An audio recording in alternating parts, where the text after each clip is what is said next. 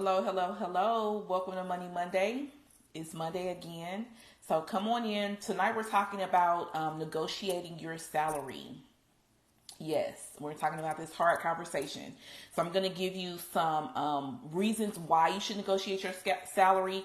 I'm going to talk about some hard and soft skills that you need, and then I'll give you some tips at the end and hopefully make the process a little simpler.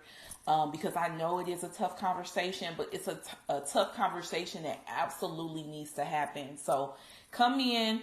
We'll give folks another 30, 45 seconds or so to hop on. Of course, per usual, you need a pen and pad so that you can take some good notes. And hopefully, if you're in the job market right now, this will help you moving forward. Hey, Candy, welcome to Money Monday. Okay, so we'll give folks a couple more seconds to hop on. Hey, Carla, welcome to Money Monday.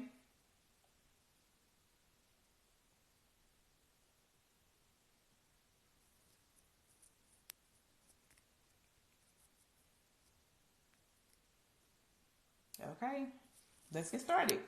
So, as I said, tonight we're talking about negotiating your salary for Money Monday. And this is something that I think is a skill that you must master if you want to go far. There are studies that have said you lose $1 million over the course of your career when you do not negotiate your salary. Now, I don't know about you all, but I can't afford to lose $1 million. So that's how important and serious it is. Okay, so when you're job searching, when you're looking for a new role, when you're interviewing, this needs to be top of mind. This needs to be something that you do just like you would update your resume, okay? Because it's that important. If you don't ask during the negotiation process, the answer will always be no. And that goes for everything. If you never ask, you'll always get a no, period. They won't even think about it. And then secondly, or thirdly, most hiring managers or recruiters, they expect you to negotiate your salary. They're banking on it. And when you don't, they're kind of probably looking at you like, what's going on? Because you're not negotiating your salary. They're never going to give you the best offer. Their first offer will never be their best offer. So they're looking for their counter. They're looking for you to say, hold on, wait a minute. This is not in line with my research. This is not what I had in mind. This is, we're misaligned here, and then try to figure it out. Okay. You should not feel grateful that they are offering you a job. Trust me. If you look like me, if you're black or brown, a woman, they have vetted you twice. And so they know your background. They know your qualifications. They know what you can bring to the table. And so trust me, you should not feel grateful just to be there. I think a lot of times we get in our heads like, oh, I'm just happy they, asked me to come. No, they're not going to offer you any more money when your coworker goes out on leave and they want you to take their responsibilities. They're not going to offer you any more money when they figure out, oh, she's good at this, so let's have her do it 10 times more than she's supposed to. Absolutely not. So you absolutely need to be negotiating your salary. Now, the title of the Money Monday is negotiating your salary, but really when you negotiate your offer, you should be looking at the offer holistically, right? So it's just not about the money. Don't just look at the money. You can negotiate paid time off. You can negotiate a flexible schedule. Let's say your kids get out of school at 2 o'clock and you need to go pick them up.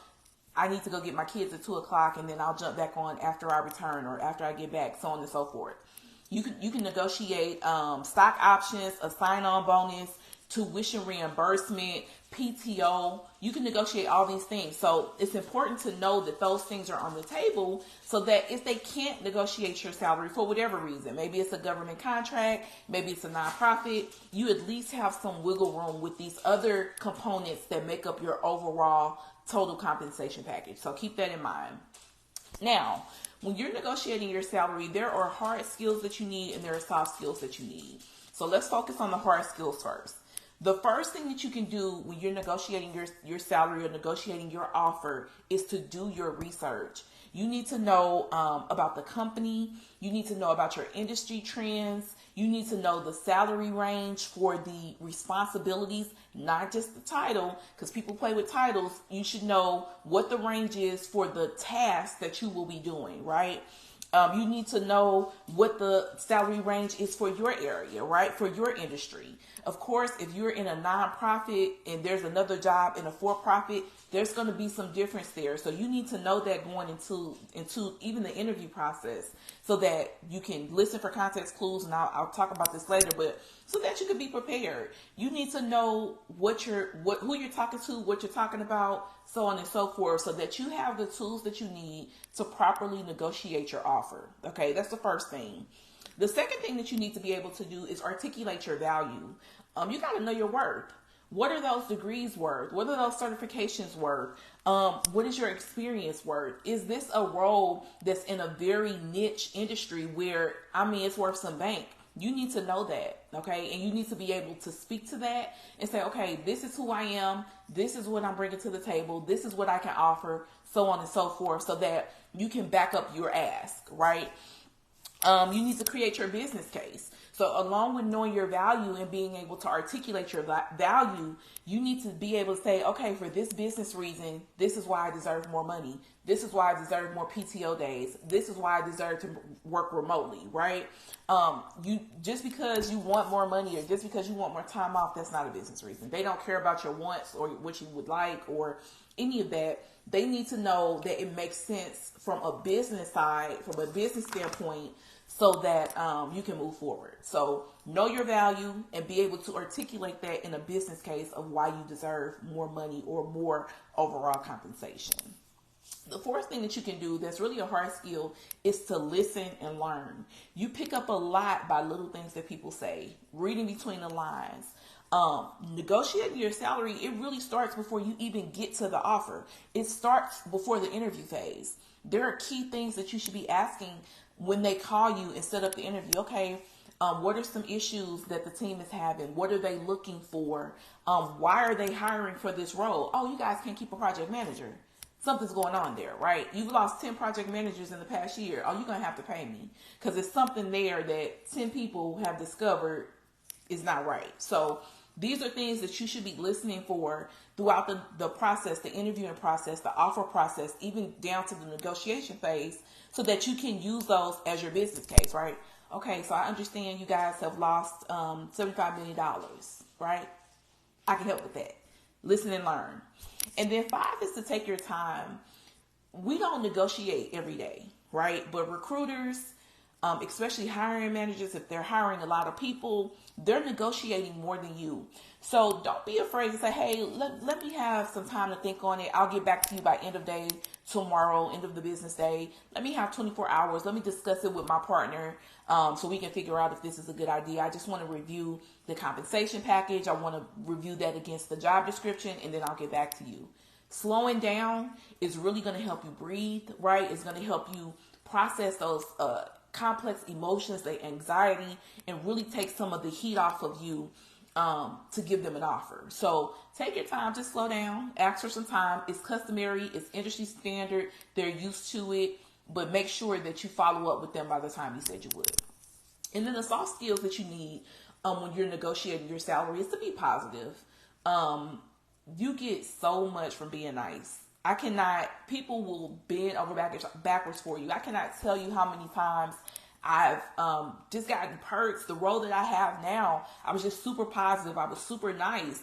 And I didn't know that they had, not so nice people working for them, but that worked to my advantage.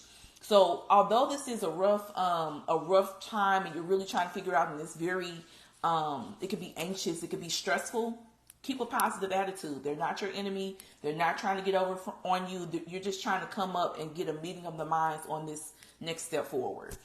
Number 2 is don't underestimate the importance of likability. When people like you, again, they'll bend over backwards for you. When they relate to you, when you guys can talk about, when you're easygoing, when you're laid back, when you guys have things in common, when you're just a nice person, likability will take you far.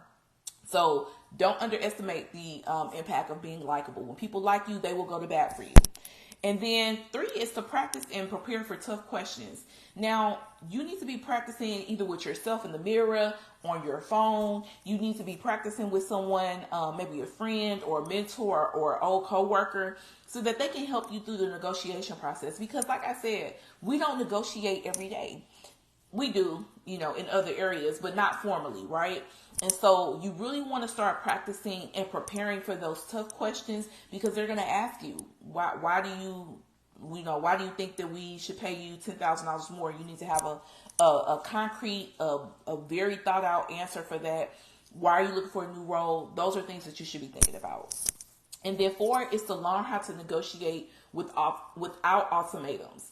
Once you start giving people ultimatums, they don't like that. So learn how to get your point across, learn how to communicate in a way that's positive, that's healthy, that where you're not giving out ultimatums like, oh, if you don't give me an extra $15,000, I'm not working for you. Okay, well, don't come, right?